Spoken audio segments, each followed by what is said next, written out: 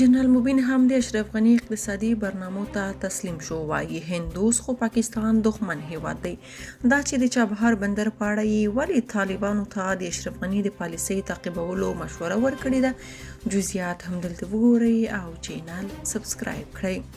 جنرال مبین لیکلي په چابهار بندر کې فعال ګډون د پاکستان له انحصار څخه د خلاصون یو ازینی او تلپاتې لار. د چابهار بندر د ایران په ختیځ د سیستان او بلوچستان په ولایت کې واقع دی. د پاکستان له ګوادر سره نږدې دی چې د چین لخوا جوړیږي. د چابهار بندر په کال کې د میلیونونو ټنو توکو د باردارۍ ظرفیت لري چې لا نور هم زیاتېدی شي. دغه بندر د هند تجارتي ښار ممبئی څخه 1420 کیلومتره او د افغانستان او ایران له بندر څخه 950 کیلومتره لري پروت دی. د هندوستان او ایران دولتونه یې تر ډیر حده د ایران په خاوره کې اړوند سړکونه هم جوړ کړي دي. دغه بندر افغانستان له هندوستان او ایران سره نښلوي او له هندوستان له مرکزی اسیا یعنی افغانستان، ترکمنستان، ازبکستان، تاجکستان، قرغیزستان او آذربایجان هیوادونو سره. هندوستان غواړي چې د اوسپنې پټلۍ له چابهار څخه د بامیانو تر حاجي ګک جوړه او یا تقویه کړي چې د افغانستان د حاجي ګک له کانونو څخه اوسپنه پرې انتقال شي. د اشرف غنی په مشرۍ جمهوریت دولت د 2014 کال د اپریل په میاشت کې له هندوستان او ایران سره د چابهار بندر د جوړېدو تړون لاسلیک کړ. دوس هیواد هندوستان 1.1 میلیونه ټنه غنم د چابهار له لارې افغانستان ته انتقال کړل. په 2019 کال کې افغانستان د همدې بندر له لارې افغاني مالونه هندوستان ته صادر کړل چې پاکستان به یې د ډیورند پر کرښه پراته دروازې د میوه‌جاتو سبزیجاتو پر مهال وتړله. افغانستان ورته زاریګانې او ننواتې نه کول، برعکس تاوان به پاکستان ته رسیده.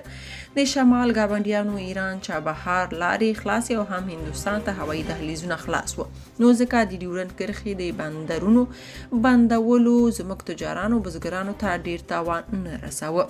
د چابهار اهمیت په هکله غواړم څو ټکو ته اشاره وکړم او د افغانستان د چارواکو توجه ورته غواړم. لومړی، افغانستان له پاکستان سره په تیرو څو لسیزو کې د ترانسپورت او تجارت برخو کې ستونزې لري چې پاکستان یې حل کول نه غواړي. پاکستان غواړي افغانستان ځان ته محتاج کړي، میوې، سبزي، غلې او نورې توکي په ارزانه ترلاسه او بیرته یې پر افغانانو په لوړه بیه وپلوري او یا په پاکستاني لیبل په نړیوال مارکیټ کې خرڅ کړي. کله سرحدونه بندوي، له تجارانو رشوتونه غواړي، هیڅ شفاهي او کتبي تړونونو ته ژمن نه پاتې کیږي. تجارت یې سیاسي کړی او له بندرونو څخه د سیاسي حربې په توګه ګټه کوي. افغانستان ته د هندوستان ته تلو لاره نه ورکوي، په داسې حال کې چې د مرکزي اسیا هیوادونو ته یې په وړیا توګه لاره ترلاسه کړې ده. دغه ستونزو ته په کتو پاکستان یو ښه ملګری او یا ګاونډی نشي کېدی. کړنې له حربي دښمن څخه هم ورهاخوا دي.